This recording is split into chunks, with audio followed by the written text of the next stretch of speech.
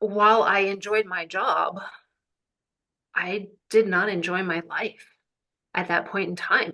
There was no excitement, there was no enthusiasm, there was dread. There was fear that my marriage was going to end, and I didn't want that. And then how do you go forward when you've been on this path and suddenly there's this giant red stop sign in your life that changes everything? Because there's so much more out there. And so tomorrow is never guaranteed. And so I say, you know what? If there is something out there that you really want to do, that you really want to embrace, that you really want to change about your life, do it now. Mm. Don't wait for the perfect time because the perfect time will never happen.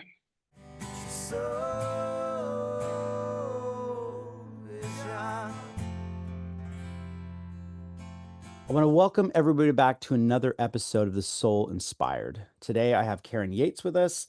She is an inspirational speaker and a transformational coach. She's also had some life journeys we're going to talk about today that I'm really fascinated by. So, first of all, thank you so much, Karen, for coming on the show. I really appreciate it. Thank you for having me, Joe. I'm excited to be here and talk with you and share with your listeners. So, I got a little brief synopsis of what happened in your life, but I didn't dig deep yet. So, I'm excited to dig deeper. But if you think about that moment, and we'll find out what that moment was or that thing that you did in your life, if you think about that and you look before that part, okay, so like before that moment in your life happened, can you give us a description of maybe the things that were happening in your life, what was happening in your life before the shift or the change? Because I want to get a little bit of an understanding of who you were and what was going on in your life during that time. Sure. So when I look back, I think of myself as having followed really the traditional normal path, if you would. I'd gone to school, I'd followed what my parents taught me, which was to get good grades, get a good job, married, house, kids, the normal life. But 20 years into my career as a pharmaceutical research chemist, so, goggles, lab coat, mixing chemicals, all of that, I was not in a happy place. My husband and I were having a lot of difficulties in our marriage. We really look at it that we were one word away from divorce. And it was really, really tough. You add to that, our financial situation was abysmal. And while I enjoyed my job, I did not enjoy my life at that point in time. There was no excitement, there was no enthusiasm, there was dread, there was fear that my marriage was going to end and my kids were going to have divorced parents. And I didn't want that. And then how do you go forward when you've been on this path and suddenly there's this giant red stop sign in your life that changes everything? So it was not a pretty place to be Mm. at all. So you found yourself in a situation of like big changes coming, regardless, but you didn't want to go. Regardless, something Yeah, yeah. something had to change. Mhm. It was either going to go, really badly, or something dramatic was going to have to change for a positive result to come. Mhm. And a lot of people get to that point. A lot of people get to a point in their life where they know things aren't going the way that they thought they'd be going, or it just doesn't feel good inside. You wake up every day and you don't feel like you're in the right place. You almost feel like an outsider. So you're getting to this place, but it's really around your marriage, it sounds like, and your family. Your family unit was being affected by this, and you didn't really know what was going to happen. So I'm assuming I shouldn't just assume, but how long were you married up to this point? We were married about 19 years at this point. Sorry, 18 years. By the time things Wow. transitioned, 19 Okay, so years. you So you've we been together had, a long time at the point of when things were getting like this. yeah, Okay. yeah, we were together 5 years before we got married. So this was not new. We had a very established relationship. But I think that's where a lot of people also have that experience where, the relationship is great in the beginning and then you kind of just settle in and you forget how to date, if you would, your spouse. You forget to prioritize that relationship. And I was definitely at that point where I had really neglected our relationship. And it's somewhat of a natural event when you have children. Those children take priority. They have to, the infants depend completely on you. And as a woman, as the mother, uh, it does happen, but it wasn't a place where I wanted to be any longer. Mhm. I find this interesting just because a lot of us have been in relationships where they, either eventually didn't work out or you can see that it's coming to an end and those types of things. And I've always kind of said, both, if both people have given up on the relationship, that's really bad. So if both people have given up, it usually doesn't end well. If there's one person kind of hanging on, then there's some hope. And if both are kind of hanging on but really confused, there's definitely a lot of hope. But changes have to be made regardless, right? A lot of times I believe when both have kind of just kind of given up on it, it's really difficult to kind of bring that back. But there are likely circumstances where maybe something can come back. So I'm curious to see what happened here. So you're both at this point, or maybe one of you at least is really feeling it more than the other. Who knows? That again, we don't know, but it happens a lot in relationships. But there was definitely something going on in the whole family unit. You weren't happy, and changes need to be made. So what happened? I'm just curious. What was it that changed, and who was? I would say I want to say it like this: who was the pioneer in the change? Like who made that first suggestion to do what you guys did? That's quite the story there, Joe. Okay. So, uh, we looked at each other and we said, look, we're either going to go the easy route and split up, or we're going to work this out. And we looked at each other and said, you know what? Neither one of us wants to call it quits. We want to work this out. So we did the only thing we knew how to do, which was talk. And those were not easy conversations. These were the deep, soul digging, wrenching, tear filled conversations. How do we get back where, to a place where we want to be, to a place where we're happy with each other, with our family, with our lives? And it was through this that we started to recognize that really the only way we were going to heal our relationship was to spend more time with each other. But we looked at each other and said, how do we do that? You know, I was working a job that didn't have flexible hours. You're a chemist. I like to say it's 9 to 5, but reality is it was not 9 to 5. It was 7 to 5 or more. And that doesn't allow for a lot of time to focus elsewhere. Time you come home, you make dinner, you have time with the kids, you do homework, you put them to bed, you're exhausted and you go to bed and you start all over the next day. So we looked at each other. We said, we go on vacation and we spend time together, and this is where we connect and we feel good. But how do we create that in our daily lives within the confines of a standard working career? Right. And we said, well, you really can't do that. It's really not feasible to have that, to create that, given the confines of the career. So it started kind of trickling in like that. And then there was a lot that happened. My husband had been looking for a new job. We had recently moved, was looking for something new, was actually ready to go become a truck driver. And night before he's going to start truck driving school, he looks at me, he's like, do you really want me to do this? And I looked at him and I said, no. Our relationship is tough enough as it is. If you're spending more time away from the family, this is not going to help things. So he's like, okay, started looking online. How do you make money online? How do you finding something else? And he clues into this guy on YouTube, starts following him, who's teaching how to make money online. Turns out this guy has an internship like program for entrepreneurs. Come spend 2, 3 months with me, learn what I do, and take off. So husband's all excited about it. Okay, he applies, he goes through all the hoops, does everything, he gets accepted. Wow, this is amazing. There's only 10 people that are accepted into this program. He's super stoked. And then he realizes that the program's actually in Thailand and we're broke. So we're like, how in the world is this going to work? You got to fly. There's like halfway around the world. There's no further place from Kansas, I think, than Thailand. So you're going to fly halfway around the world. We're going to support a second uh, lifestyle there, right? Like you're going to live there, you're going to food, all this other stuff. And it's like, oh man. But my husband said, you know what? Let me just Google it. So he Googles how much is a flight to Thailand. Ends up finding a round trip ticket from LA to Thailand for $350. Mm. We're like, that's a sign. Like, Right. we're thinking it's thousands of dollars. We literally do not have thousands of dollars.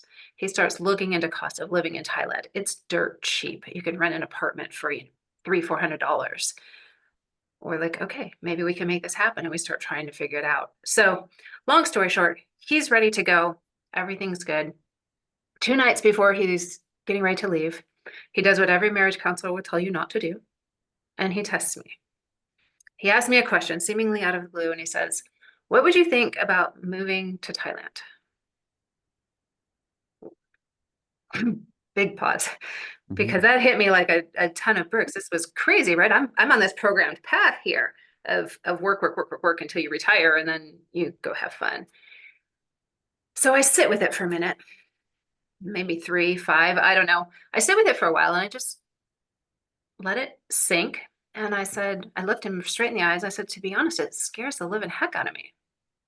Hmm. And he said, okay. What I didn't know is that he was testing me. And what he wanted to see was that I didn't say no, because that had been one of our points of contention, was that throughout our relationship, I said no to things that were different. So for him, he was happy because he said, she didn't say no. So in essence, it was his question that really started the ball rolling. What he didn't know, couldn't have foreseen would happen, because the reality is he never even wanted to move to Thailand. He just wanted to hear my answer. But the next day I went to work and this question just kept rolling around in my head. What would life be like if we went to Thailand? Mm. If we stopped doing the American grind, as we call it, gave up the jobs, did something completely different, what would it be like? And all these positives started like bombarding me. Like, oh man, we'd have more time for each other. Oh, we wouldn't have the kids in public school. We could educate them with our values. We would see new things. We'd travel, which we'd only thought we would do when we were retired, really. And I started thinking about this. I started feeling this and I started getting excited about it. And that's when the shift really started to happen, was me allowing the opportunity to really spark in my head and say, wow, something different could be really, really amazing and wonderful. Hmm. Wow, I'm gonna jump in for a moment right now because it's really fascinating. Because this can relate to so many people.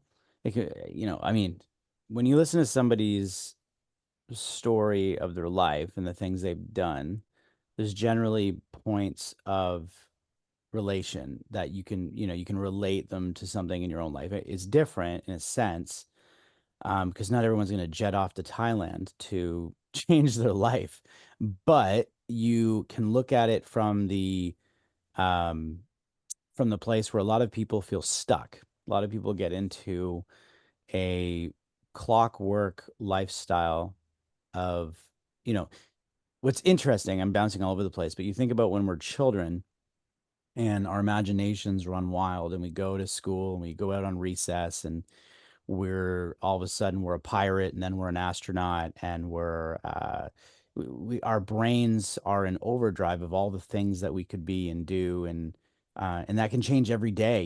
It's not the same every day for children. It's always different. And then we get to this point in our life. I don't know if it happens post teen years when we decide, hey, let's make some money and settle down. And we have the idea that everyone, you buy a house and you pay for that house until you die. And sorry to say it like this, but there's this ideology that we all follow, and that's the same. I had a friend who likes to rent places to live in, and people kept saying you need to settle down, but he be in different places all the time. He'd be experiencing different experiences. And he'd be like, I don't think people understand it. It's actually fun because you get to experience different things. But so many people don't have that mentality. They are, it's like it's so uh, it's the idea that we don't have control. Like there's this loss of control. Like we want to have complete control and we want to stick to our daily routine and that's it. But that becomes monotonous over time. And in a relationship, especially one where you're not seeing the other person that you were supposed to spend your life with, you get to a point where you probably start questioning what is the point? Like what is the purpose and what is the point of everything? So when you're talking about this idea, when you shifted your mindset to go from no, I think you said you're a chemical lab specialist or whatever it was you're doing. Sorry, I'm probably not saying it right, but you were working in a job that was very, very grounded, let's say, in the work, and your lifestyle was very grounded, and your lifestyle is the same to going, let's go do this crazy change. There probably was a moment of freedom that you weren't used to feeling that comes back from childhood, be like thoughts, feelings. Like it's like, oh my gosh, this could be what? Like what? And you're trying to understand that feeling. Is that relatable at all the way I'm saying this? Oh, absolutely. I like to look at it as the programmed path, right? We've been programmed by our parents, our grandparents, our caregivers, whoever they were. They programmed us with this path to what they believe is the best way to success. So for me, it involved college and good grades and a good job. And, everybody, most of the American programming is very similar. For me, it was 100% college and then next step, and you work, work, work until you retire. And along the way, I had definitely lost that almost ability really to dream. And it was my understanding that this is life. But in that moment, when life sucked, and I look around and I say, this is not the life that I want. It's kind of that desperation moment, really, that says, the life that I want is not happening with this programmed path. Hmm. It's time to allow something else in, allow a different idea in, and really embrace that dreaming. Because that's where the enthusiasm for life started again, was saying, wow, something different. Now I'm excited about life. Now I'm excited about opportunities and the freedom. Yes, it was incredible. And I was thinking to myself as we're about to find out what then happened, I'm thinking it is great. I play devil's advocate a lot on these episodes. I try to look at things from all different angles, and you may or may not agree with what I'm about to say, but this is just my own feeling around it, is that it is great that there was still a piece where your husband and were you technically weren't completely on the same page, but you were on the same page in respect to at least having a discussion and tr- the fact that he was testing you and those types of things. Those are all great things. There are people out there where they're in not good situations. This could be around, spousal abuse. It could be around anything that's really uh, problematic where there is no cure or a way out as easy. If you're both at least a little bit on the same page and you can fix the relationship and the marriage, this is great. And I just want to make that clear, not as a disclaimer to people out there, but there are times where you need to get out of that situation. But the thing is, it's the same in the same sense, it's the same thing. And I'll say it like that because there are people who are stuck in a relationship that is no longer valid. It's no longer feasible or fixable. And you're also stuck. You also have that feeling of this is just what I'm meant to do. And likely there's moments of that idea of getting out or going and having some freedom or finding that place of dreaming again, and it's still out there. And so it kind of relates the same. It does sound like there was kind of a happier storyline in regards to relationship, which we'll find out in a moment. But I'm just saying it doesn't apply to everyone, of course. I'm sure you likely know that depending on how bad a relationship could be or where people are, right? Like I said, some people they're both out of it already, and or maybe one person's really not good for the other person, and those situations aren't good. But that whole being stuck piece, that whole being like I'm in my this is just what I do, this is who I am, that can break you. And if you're not able to get out of that feeling and go and do something that breaks you out of that, um, it's just I'm just saying it's still relatable to your storyline and what happened in your life. I would assume. Do you agree with that? I do. I do. There are, there's not always a happily ever after for every relationship. And was blessed to be in a relationship with a man that we still loved each other. That love that had brought us together 20 years before was still there. It had just kind of gotten muted by all the daily grind. And so we were able to bring that back to life. But definitely when folks are in a situation that is unhealthy, or somebody has completely checked out and wants absolutely nothing to do with it, there is still the ability to dream of something better. Hmm. It might not be the happily ever after, we're riding off into the sunset together, but there can still be better. And you have to allow yourself really to embrace that as an opportunity, as an option, and not say, you know what, I am stuck in this hell or whatever it is, you would describe your own situation as. You don't have to feel stuck. You don't have to be stuck. And that's exactly how I was feeling when you were mentioning it. So it is great that you were both at a place where you hadn't checked out, but you were discovering there was something really wrong and it needed to be addressed and fixed. And it sounds like you were both somewhat moving close to the same page. But of course, like you said, you had this structured, stable job and career that you were working on. So I'm curious to hear what happens next. So you're thinking about the dream of this idea. He tests you with this, and what happened after that? So he went off to Thailand as planned. He went off for 2 months.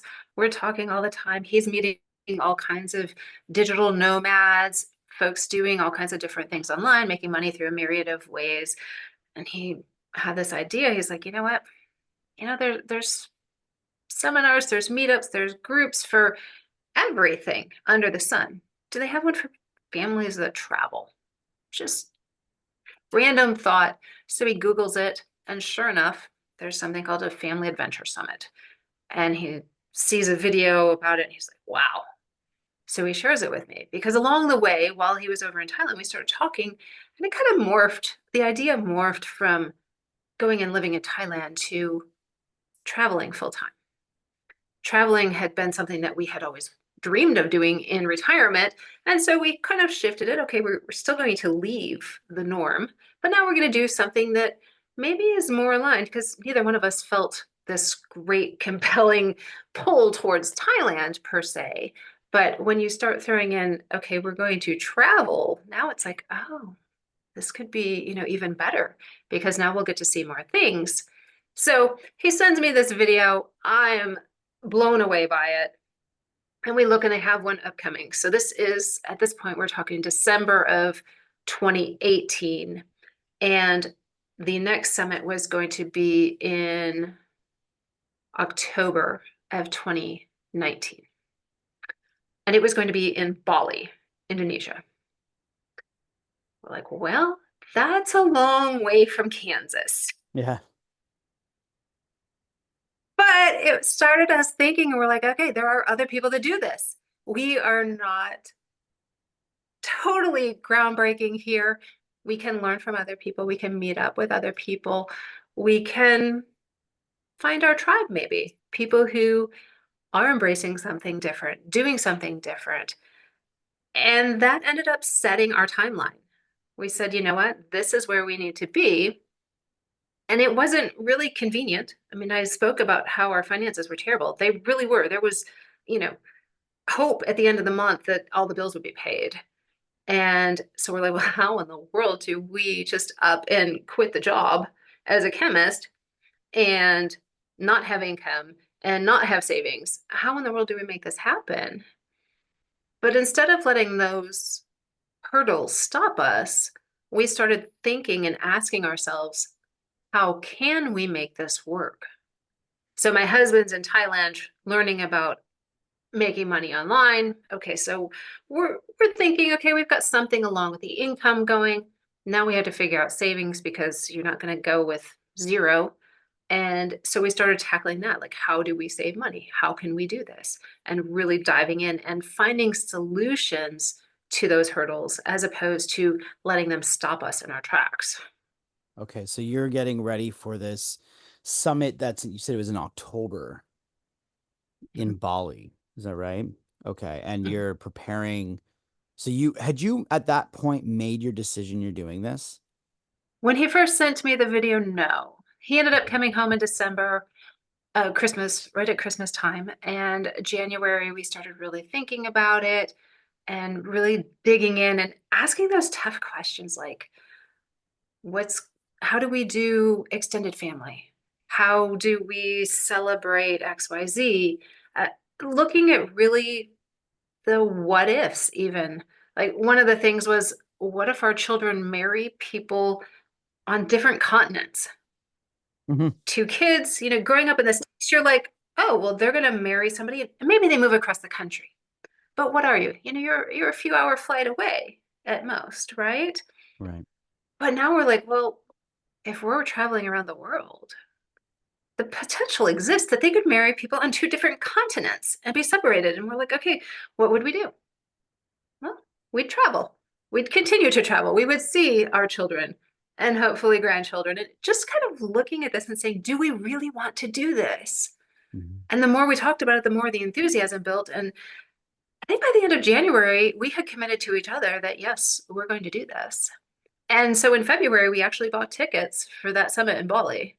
I said, this is where we are going to be in Wow. October. So you started, see, and this is where I think a lot of people, this is how I've had a lot of guests who talk about manifestation.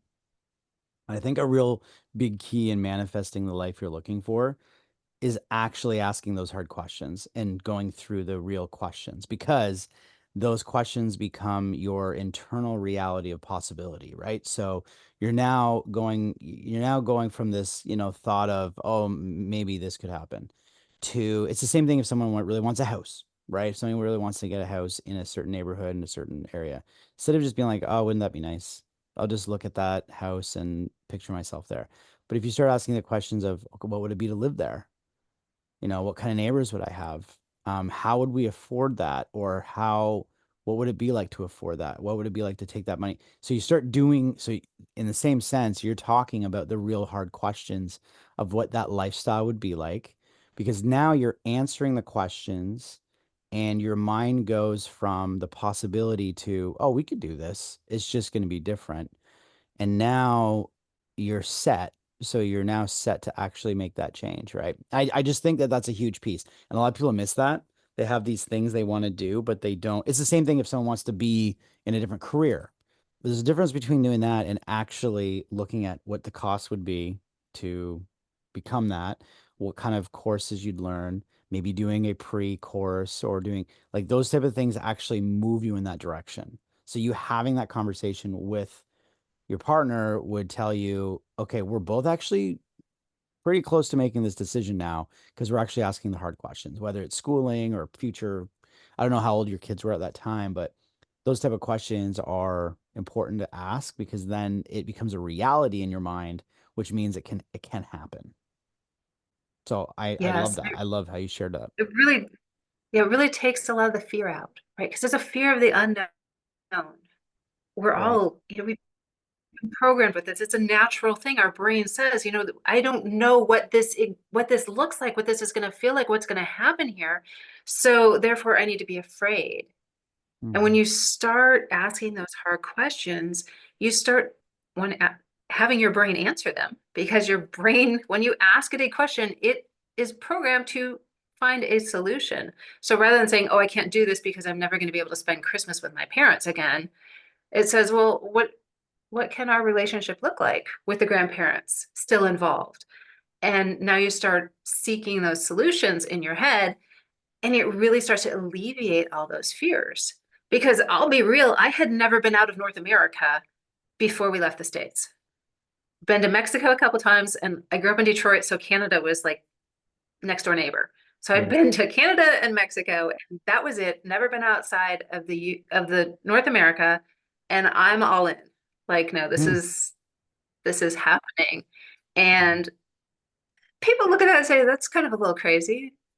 Maybe, but I challenge that it's turned out really wonderfully. So, Well, they might think that way, and I can understand that. It's the same sense around anybody who follows the Soul Inspired. They know that this is a podcast that's driven around people who've had very spiritual experiences. I talked to you about that before this episode, and yours is a little bit different. It's really about the life experience and finding meaning and the different experiences in your life. But you said something very profound there. You said it's really about talking about those things that you go against your fears, right? So, growing up, I had a fear around our existence and death, and it sounds morbid, but that was a huge fear of mine. It's something I still, uh, I wouldn't say it's still there, but there's still something around it, which is why I find the show so fascinating because you're tackling these hard questions that no one ever wants to ask. It doesn't really matter what someone's belief system is in what happens after that. I have my own strong belief system, but I'm tackling those questions so that I my fear subsides, right? Someone's fear could subside around death if you come to the conclusion that nothing does happen after, but you just want to really live a really awesome life. Your fear is going to come down because you're like, okay, well, I've convinced myself this is it, so let's go out there and really do it. Or you could be the person that says, I am a spiritual person. I have a soul, and we go on, right? And okay, now I feel better about that, and maybe that'll lead you down a more spiritually driven life. Doesn't mean religious. It could just mean from nature, from anything. But you're always tackling those fears. And in life, it's this exact same thing. If you have a fear of something, if you're not, I have one specific fear that I won't get into that I've always dealt with that I haven't, or that I've always had that I have not dealt with yet. And I know I eventually have to deal with it. And I think asking the really hard questions is really important because it starts to bring that into reality. And then you get over the fear, or at least you can have the understanding that you at least are tackling the fear.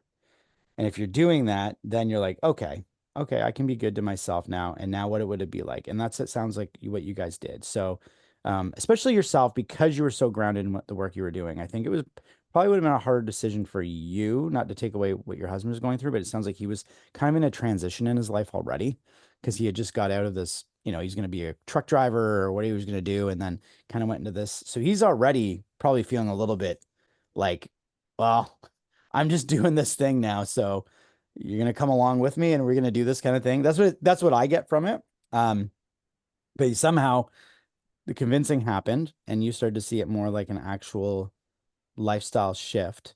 So I'm assuming you decided with your family to go on this summit in October and find out more. And did you move in that direction with your family?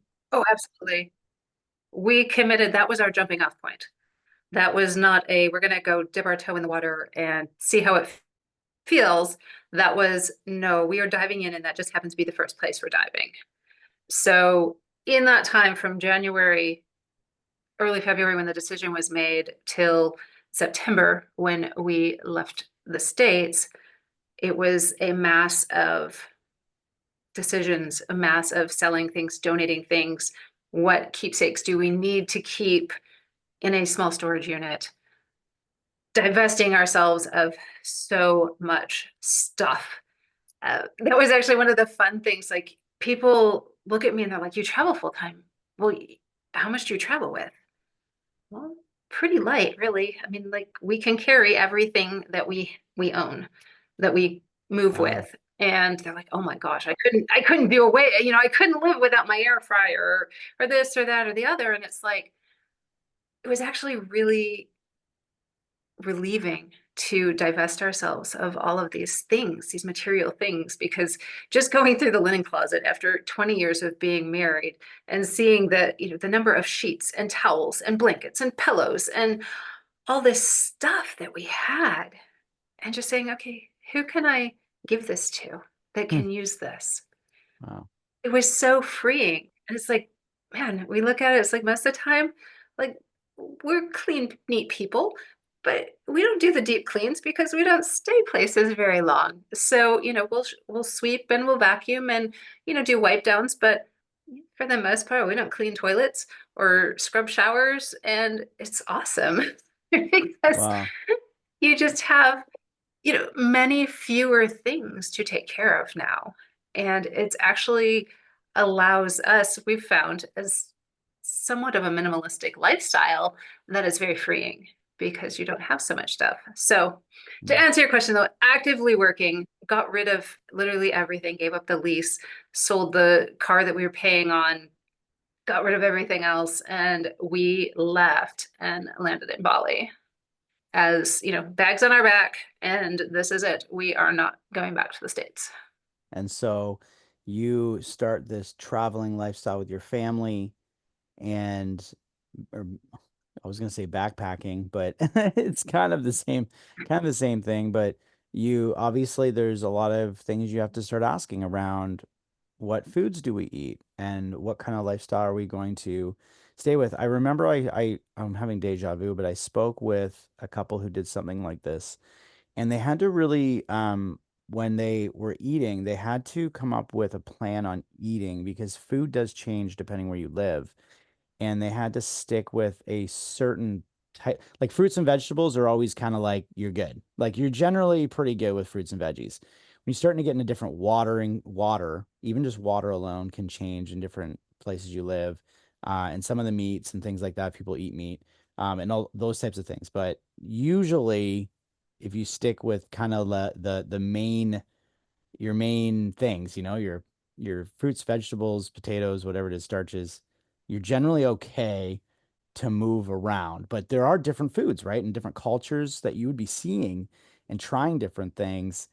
And some of that would probably stick and some of it probably wouldn't, I would assume, especially with kids. So I bet that was a challenge, just to get used to. It was. It was definitely something I was a little bit, well, my husband and I were both concerned about with our daughter. She was 6 at the time we told her, 7 at the time we left.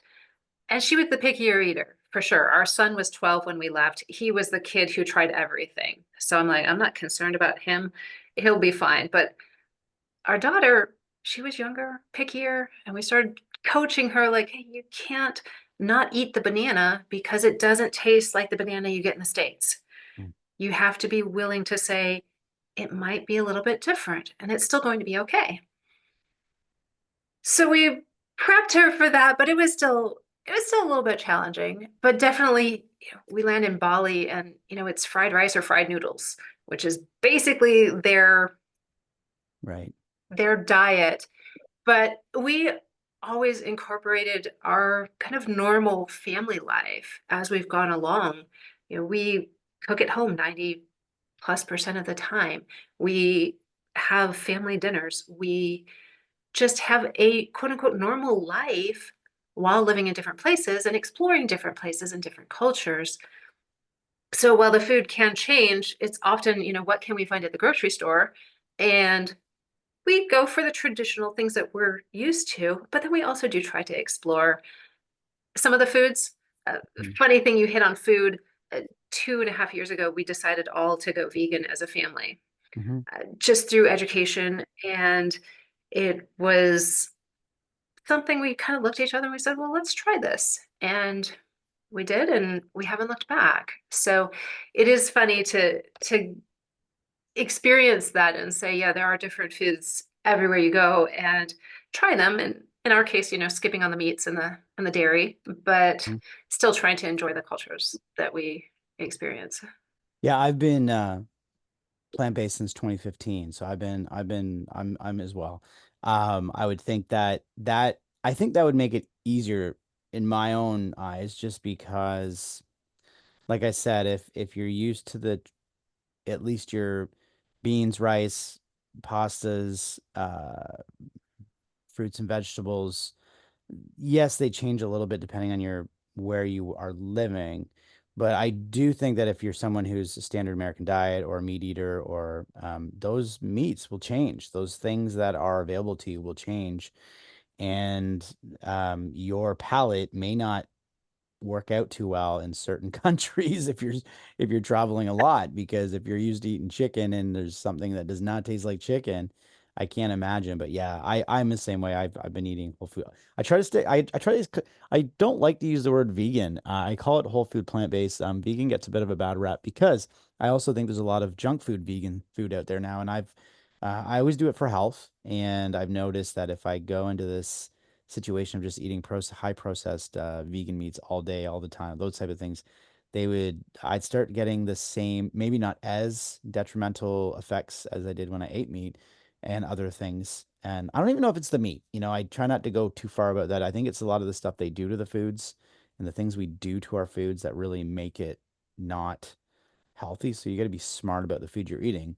So I was just curious about that. I remember when you first said at the beginning of the show that, you travel a lot, and I thought, wow, the food part must be an interesting piece. But it sounds like you kind of have it all down, especially if you have kind of like an idea of the way you guys eat. And there's probably times where you're like, wow, this is a new experience. This is a different culture. Let's try this and see. And maybe you're like, oh, wow, this is a new favorite. And I would have never thought that. I'm sure you've had some of those moments too. Oh, absolutely. You're, I remember when we first started experimenting, if you would, with vegan food. And I do agree with you that does often get a bad rep. I think sometimes it's associated with being a hippie or something of that nature. And our decision was, at least my husband and I were 95% health based. Um, but we started dipping our toe in, what's out there. And there were times in Vietnam, we were in Vietnam during the pandemic. And we're like, okay, well, we're going to try this vegan restaurant, see what's there. And we had no idea what we were eating. I'll be real, but it was all good. And we're like, well, it's not mystery meat. So it has to be good. So as long as it tastes good to the palate, then you're good. And we got very curious then. And it wasn't until another year and a half after that that we made that transition full time. But we started dipping in and saying, okay, what's out there? Can we eat vegan food and still feel good? Will we have enough protein? Just asking a lot of those questions along the way, but definitely experiencing as much as we can within a culture. There are certain cultures where it is difficult, where they are very meat based. You go to Colombia and everything seems to be meat based. Mexico, it's difficult to find plant based foods. Yeah. If you search around enough and you're in a touristy enough area, you can find it. But otherwise, we rely on the grocery stores, the markets to provide us with those staples and just say, okay, you know what, we're going to cook what we know and we'll miss out on some of this and that's okay. Yeah, I was just gonna, as soon as you say Colombia, I teach for a living music, and I've had Colombian students from, right, people have come from Colombia, and I know the type of, because they'd kind of like laugh at my eating style because it's just so different from theirs. I'd be, sitting eating carrots and a banana or some kind of like dish that is not what they're used to, and then they tell me how they ate, and I was like, wow, that's totally opposite. Not everybody, but I can understand that. So that's interesting. So you're going through this. Okay, two questions for you. When you started doing this, and I want to get into this step process that you've kind of developed a little bit, because you said that you work with, I don't know if you work directly with people to help them get unstuck. If you are an inspirational speaker, maybe you've spoke on this. But I guess one of the first things I want to ask you is in regards to your relationship and in regards to that feeling you had prior to the changes. Did you feel an immediate relief, or did this take a little bit of time to build that relationship back with your husband and your family to feel um, more at ease of the decisions you were making in your life? Like, was that immediate, or did it take a little time? It was definitely not an immediate thing. The relationship with my husband, it was at a really, really low point. It required a lot of time. a lot of discussions, a lot of effort to bring it back to a point where it felt good. And I would say that since we've left, we continue to work on that. It's not something that we said, okay, we we left the States, everything's perfect now. No, it's something that we continually work on because it's important. We both said, you know what, this is really, really important to us. This is something that we need to continually make better. That today, right now, is not the best that it can ever be. How do we make it even better moving forward? So not only were you doing this change of lifestyle and traveling, you were at the same time working with each other, right? And I think if I can get anything from your life story, it's not to tell everybody out there listening to this to just get up, jet off to different countries and just say, okay, that's how I'm going to fix my marriage. Because that may not. That actually could make it worse, depending on if you're not on the same Really good. page. And it's going to bring a lot of challenges along the way. So for you guys, that's what worked. And within that, my question to you, in regards to these steps that you would take to get, I guess you would call it to get unstuck. Do you have any advice for anybody? I think you mentioned there was like a four-step kind of thing that you work towards. Yeah, so I came up with a little, very brief story here. So we happened to be in Vietnam, and my son and I were in a bad motor scooter accident. I ended up wiping out the bike. My son was thrown from the bike, ended up with a broken wrist. I ended up with a concussion, unconscious, stitches in my head, bleeding all over the place. I have no memory of the accident or of really that whole day. It was shortly, the good thing is we spent one night in the hospital. Everything was taken care of. The doctors, nurses took care of us. Everything was fine. About two days after that, walking around town, I'm black and blue. I've got road rash all over me. I look like look like the Walking Dead. But I just had this overwhelming sense that being a wife, being a mother, traveling around, it wasn't enough. Mm. That there was a bigger purpose for me. And that bigger purpose was to inspire others. And I started thinking about this. I'm like, okay, yep, I like that. I like that. And then I'm like, well, what does that look like?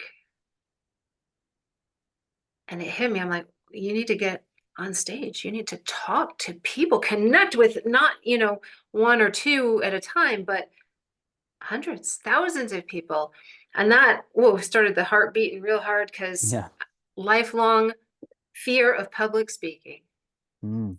And so it took me some time to do the mental work to say, you know what? This is what my purpose is. This is what I need to do. Long story short, I'm like, okay, I want to inspire others, but I want to inspire them to be able to embrace change because that's what keeps people stuck is that change is hard. And so how do you do that? So I looked at the steps that we had taken and identified four key areas that really made all the difference and then came up with a STEP acronym. So literally STEP, S being the first one, being sparking the opportunities within the brain. So our brain is really programmed as this massive energy sucking organ to create habits because those are energy saving. And so as we grow, these channels get formed that are our habits in our head. And that's easy. That's really, really simple. I like to give the analogy of when you first learn to drive, you have to focus so much energy. Which way do you put the turn signal? How fast are you going? How hard do you have to step on the brake in order to stop in time? And as you've done this over and over and over, hundreds and thousands and hundreds of thousands of times, your brain just takes over and you can pay very little attention and still drive very safely. Mm. That's the habit, right? So we get stuck in these habits and we forget to dream. We forget that there's other things out there. So the first step is really sparking those opportunities, allowing yourself to think about something different. And more importantly, allowing yourself to feel how it would be. Because the brain connects very strongly with emotions, Hmm. much more strongly than visual images, even. And so when you can connect with that feeling and say, that is what I want that enthusiasm for life, or I want that sense of calm, or I want this feeling, now you've made this connection and now your brain starts to work really. So first one, step, sparking the opportunities. Second one, T, is taking small actions. Rome wasn't built in a day. We didn't up and leave and go on our journey the next day. There were lots and lots of steps. And that's because these channels in your brain, these habits, you have to work your way out of them. You don't just take this giant leap and the habit's gone and everything is wonderful now. You have to teach your brain that different is okay, that different is still safe. And so taking a small action, for me, one of the big things was just looking at our finances. I had Mm. always put that on my husband, said, no, I don't even want to know what's in the bank account. Don't, no, no, no, no, no. And we said, okay, we're going to do this. And my husband looked at me and said, well, you have to be part of the decisions with money. Whew, okay. Small step, sitting down and looking at the bank account. Yeah. But that small step turned into so many more. And so taking that small action, it doesn't have to be massive. It might be, taking a walk after dinner instead of sitting down and watching TV. Something different and continually doing different things so that your brain gets this idea that, I don't have to be stuck in these channels. I can do different things. Mm. The third one to me was one of the most surprising ones. E stands for evading the herd of negativity. Because what happens when we do something different is the people that are closest to us, our family, our friends, our coworkers, many of them don't support us. Mhm. And so they turn into the herd of negativity. They try to keep us where we are because that's comfortable for them. And if you look back into like caveman days, this is very, very obvious where this comes from is there is safety in the group, right? And anyone who does something different threatens the safety of the group. So that mentality sticks with us, even though we have evolved and are no longer cavemen, that mentality sticks. And so we really need to be very cautious about who we surround ourselves with.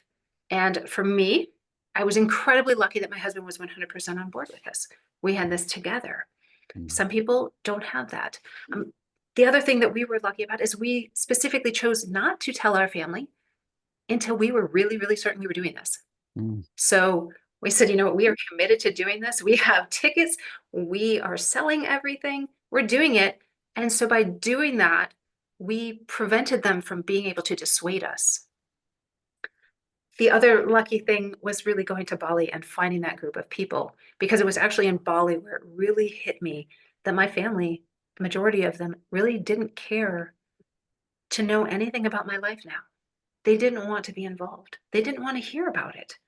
And it was painful, really, really painful, tears and distraught.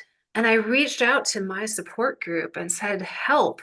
And the outpouring of love and support and this happens and you've got this and we're here for you was incredible. Wow. And so it's really, really important that when people want to make a change, whatever that change is, they want to change their diet, find somebody who supports you. Don't find, the person over here who wants to continue as you are. Find somebody who supports who you want to be. Mhm. Find that person and use them as support. And then the last one, P, is really my favorite, is practice making everything, and I do mean everything, positive.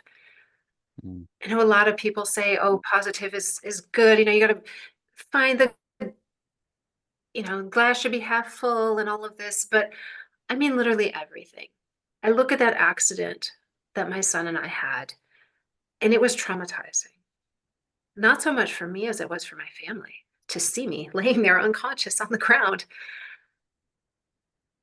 And while I wish that it hadn't happened, I look at that and I say, wow, so much good came from that. Mhm. I look at, with gratitude at the person who stopped and called an ambulance, at the next person who stopped and gave my husband a towel to put on my head to stop the bleeding, at the person who called the scooter company so that my husband didn't have to worry about getting these scooters back into town. And on and on and on. The doctors and nurses, the friend that we had made who came and helped translate at the hospital so my husband could communicate. I look at that outpouring of assistance from some total strangers and others, people we hadn't known long, and say, this is incredible. And I focus on that rather than the road rash and the stitches and the broken bone and Right. all the other things that happened because those just take you down. And Mhm. in the moment when I'm laying in that hospital bed, am I thinking about the positive? No. Mhm. But my goal is always very, very quickly to turn it around, push that negative away and find and embrace that positive and hang on to that because that's what keeps you going, despite, the negativity from people around you or anything else. It's really embracing that positive and continuing to move forward. I love all four of those. I was wondering about the E. I'm like, I wonder what E is going to be. That was really fascinating. There's so many things in that. And the positive part, practice making everything positive. This can also go with, again, your story is it's beautiful in the sense that you both worked together. I was gonna say one of the things I really loved about what you mentioned is that you didn't tell anybody you were gonna do this. So that's a relationship builder right there. The two of you have decided on something you're doing together. It's your family unit. You're sticking with it. You're going through it, and that was probably a fun experience as well. And you can do that with so many different things in your life with the person that you're with. And then going to the focusing on the positivity again, it doesn't always work out the way it worked out in your sense. And some people's relationships don't work out. But if they look at their life, they can see that there is positive there too. There's different things that happen in their life later on. Maybe they meet that different person, maybe they have a different kid, or there's different things. But we live in a society focused on not focusing on the positive. We go directly to all those things that hurt us and we tend to, and I don't know if that's programming. I think it is. I think somehow we're programmed to kind of be victims to a lot of things, and we have to watch that we don't get caught into that because then we're never growing in that right direction. We're getting stuck in that constant victim mentality and it doesn't serve, I don't think there's any good out of that. The only good I would say is if you go into that place and you get out of it, then maybe you can really appreciate getting out of it. But I don't see any good in being a victim in going into that darker place. So I love all four. That's just my personal opinion, by the way. I've been on both sides of it. And when I look at things from a different perspective and change my lens a little bit, it makes things that much better because there's always positivity in everything that I believe you can find positivity in most things. So all four of those are amazing. And they touch on everything you did, right? They touch because you told the storyline before, and then you told us the four steps. I could almost like take each step you did and put it into part of the way that your story kind of worked, right? And do you work directly with people now with this, or how do people contact you? I'm just curious how people are in contact with the things you're doing. Sure. So my husband and I put together a group. So we have inspiremydreams.com. So inspiremydreams.com. I encourage anyone who is interested in, just taking a small little action. So go to there. Number one on the page is just share your dream. Literally, like put your name and share what your dream is. Put it out there for the universe. I'm not collecting it. I'm not, grabbing your email, anything. I just want you to share your dream because it's really the first two steps, right? You're allowing yourself to dream. And the second one is taking that little action.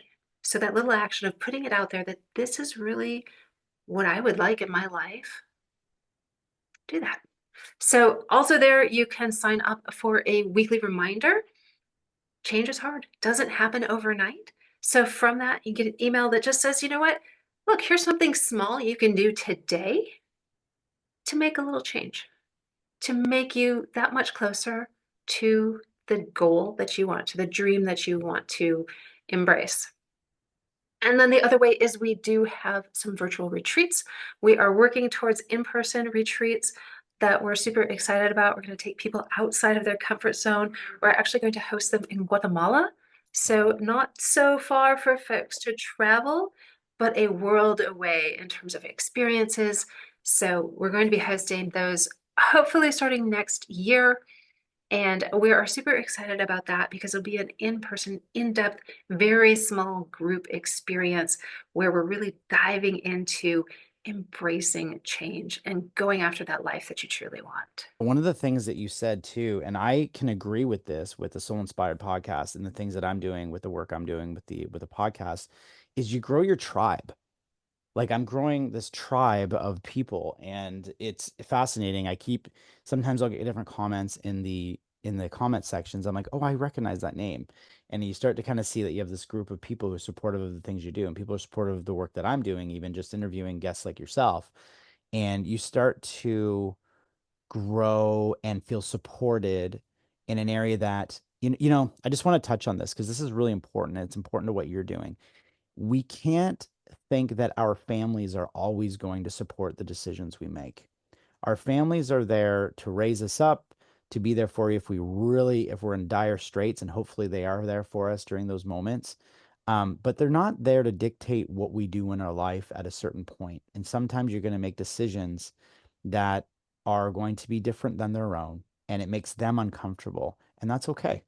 But you have to realize you said this earlier, there are people out there that support or in the same place as you. And it's not always a big scam to join a group or to be part of a different collection of people. Like, because there's this negative mentality out there that there's this deep, there's nothing wrong with trying something. If it doesn't work, you don't do it anymore.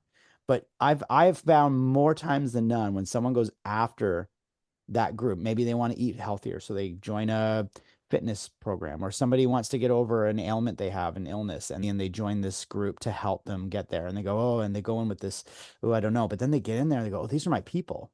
We focus too much on the exchange out there. I find that we're so fixated on someone's out to get us, where there's actually groups out there. There's other family units, families you can become part of that are on the same journey as you. And I'm just noticing that, when I first started the Soul Inspired, everyone knows me as the Joe the musician. And I had some people who were like, are you going to keep doing music? Like, when you release your next album, like, what are you doing? Like, almost like in a negative place. Like, what are you doing, man? Like, why are you talking to spiritual people? Why are you talking to inspiring people? Like, what's the point of that? And, and I'm thinking, I remember I was offended at first. Like, you're supposed to be supportive of what I do. But no, are they? Why have I put so much pressure on them? Why have I put so much pressure on myself to think that they need to support what I do? How would I just go do the things I love? And those people will show up in my life. And they have been. I've been meeting amazing people. And I'm still staying connected to a lot of my guests. And, uh, so going back to what you're doing, you're, if you have this moment after that accident of wanting to inspire people, and it looks like you're growing your own community, is what I'm trying to get at. And that community are people who are looking for the better things in their life. They're wanting to make the better changes like you did with your husband and your family. And there's nothing wrong with that. But don't get fixated on everybody agreeing with the decisions you're making, because this is your life to live. I just wanted to put that out there because that's what I got from your whole storyline. And I didn't want to know if you wanted to step in with that a little bit at all, but that's how I feel. No, that's wonderful. I wholeheartedly agree with that. The other thing I just want to put out there is there is no guarantee of tomorrow. Like every time I hear of someone, you know, dying young or, retiring and dying, the statistics are terrible. How many people die within, 2 years of retirement? Like it hits me hard because I'm like, wait, you were programmed with this belief that life started at retirement, right? Which is really awful because, people are 65, 70 years old when they retire, if they're lucky. Some people never even make it that far. Every time I hear that, I'm like, oh man, you were stuck in this program and this is what you felt you had to do. And reality is there's so much more out there. And so tomorrow is never guaranteed. And so I say, you know what? If there is something out there that you really want to do, that you really want to embrace, that you really want to change about your life, do it now. Mm, Don't wait for the perfect time because the perfect time will never happen. right. And you can change your life as it is today. I love that. And go after the things you love. Go after the passions and the things that I've always, luckily, I don't want to say I've always been that. I've done some things. I've worked in some jobs that I just didn't feel, and I thought I'm going to do these. But it takes so much. You're taking a chance, but it can be exciting. It can be exciting, and have faith that It's going to work out. Have faith that there's going to be a way to get to that destination. That's what I always had to do. I always just said, it's this or that way. Like if I keep going this other road, it's not going to lead me in a good place. So, and whenever I get like that, because I have moments in my life and I feel like, okay, changes have to happen. And change is hard. It's like ripping a band-aid off, but you gotta do it. Don't go sporadic. Doesn't mean you have to go shave your head and go crazy. Like really think it through and sit with it and sit with it and just kind of feel it and feel it. I love your 4 step thing. So I really the way that you put that with four, just four. I'm trying to see what to call it, but it's literally step. It's literally the word step. So four Yes. steps. So the word step. So one of the last question I always and I'm going to ask you the same thing. As most people know, this is a very spiritually driven network that I run and or episode podcast, but I asked the same question because it relates to everybody, right? And it can relate to what you actually just mentioned. But I always finish off each episode and ask everybody if you can really dig deep in your heart and what comes to you naturally, what comes to you the first thing that comes to you and ask this question. And it's what do you believe our our main purpose to coming to living, to being incarnated, to just being on this world? Like what is our main purpose of being here? That's a great question, right? And I think for different people, it's different things. And for the longest time, I felt that, well, I didn't really think anything about that, right? My purpose was just to live life. And it was really the accident that I had that told me very, very clearly this message. It just hit me like a ton of bricks. Like I'm just walking down the street. It's like, whoa, my purpose here is really to inspire others to go after those dreams, whatever those dreams are. If you want to travel the world, great, it's possible. But as you said, if you want to learn to play an instrument, if you want to change your career, if you want to go live in Hawaii, I see my purpose here as inspiring you to do that and giving you the framework to allow you to make that happen. A lot of times when I'm talking to certain types of people who've had experiences, a lot of their purposes are they mention are quite similar, right? Could be to love or it could be to, but the way you describe it, it's interesting because you're coming from a different place with this, but it's that everyone's purposes can differ. But that actually feels great because it means we're not all the same person. So we all have a different reason as to why we're here, right? And yours, you felt immediately, and it probably keeps growing. I'm assuming I can kind of tell, I can kind of get that feeling that inspiring others and watching people grow lifts you up and lightens your life up. And I can see that. So that's really beautiful. Thank you so much for coming on and sharing your experience. And if people want to get in touch, I always encourage the subscribers. First of all, thank you for liking, subscribing, and sharing the episodes because these help people grow. And if this is one that if you feel you know somebody who could be inspired by this, I would encourage you to share it. And, and in the meantime, reach out to Karen or go to the website, figure out if you want to be part of this changes in your life. So I just appreciate you being on today, Karen. Thank you so much for coming on So Inspired.